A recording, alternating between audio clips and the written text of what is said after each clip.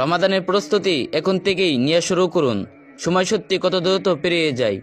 মনে হয় এই তো কিছুদিন আগেই রমাদান শেষ হলো, কিন্তু আবারও সামনে নতুন রমাদান। রমাদানের প্রায় 1 মাসের মতো সময় বাকি। আমাদের সালাফগণ রমাদানের 6 মাস আগেই প্রস্তুতি নিতে শুরু করতেন। তাদের পুরো বছরের আমল ছিল রমাদানকে কেন্দ্র করে। আমরা কি আমাদের রমাদানের পূর্ব প্রস্তুতি নিয়ে শুরু করেছি? অনেকের মনে প্রশ্ন আসতে পারে, রমাদানের আবার প্রস্তুতি নিতে হবে কেন? আমাদের বাস্তবতা হলো, রমাদান এলে প্রথম কয়েকদিন আমরা অনেক উচ্ছ্বাস নিয়ে আমল করি, কিন্তু ধীরে ধীরে সেই আমলের ধারাবাহিকতা কমে যায়, ইবাদতের অলসতা চলে আসে, আর রমাদানটি হয়ে পড়ে কম ফলস্বরূপ আর আনপ্রোডাক্টিভ। এর মূল কারণ হলো পূর্ব পরিকল্পনা, প্রস্তুতি এবং শৃঙ্খলা রুটিনের অভাব। তাই রমাদানকে সত্যিকারের বরকতময় ও প্রোডাক্টিভ করতে হলে এখন থেকেই প্রস্তুতি নেওয়া অত্যন্ত জরুরি। ইতিমধ্যে অনেকে কোর্স, চ্যালেঞ্জ, ওয়ার্কশপের মাধ্যমে রমাদান প্রস্তুতি শুরু করেছেন। আপনাদের সুবিধার্থে রমাদানের পূর্ব প্রস্তুতির কিছু ধাপ তুলে ধরছি।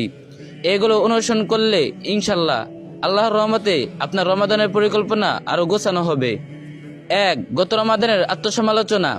গত রমাদানে আপনি কোন কাজগুলো ভালোভাবে করতে পেরেছিলেন এবং কোন জায়গায় দুর্বলতা ছিল, এটি একটি নোট বানিয়ে ফেলুন।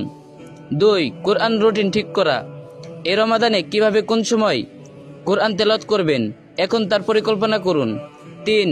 নতুন ভালো অভ্যাস চিহ্নিত করা। রমাদানকে কেন্দ্র করে কোন কোন ভালো অভ্যাস শুরু করতে চান, যেমন তাহাজ্জুদ, নিয়মিত জিকির, দান সদকা, দোয়ার তালিকা, এসব আগে থেকেই লিখে রাখুন। 4. খারাপ অভ্যাস বর্জনের সিদ্ধান্ত।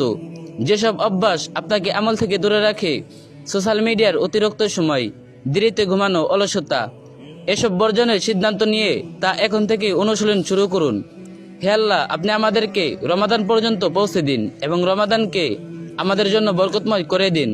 আমিন। ভিডিওটি অবশ্যই অনেকজনের সাথে শেয়ার করবেন, আর যে যত পারবেন কপি লিংক করে দিন।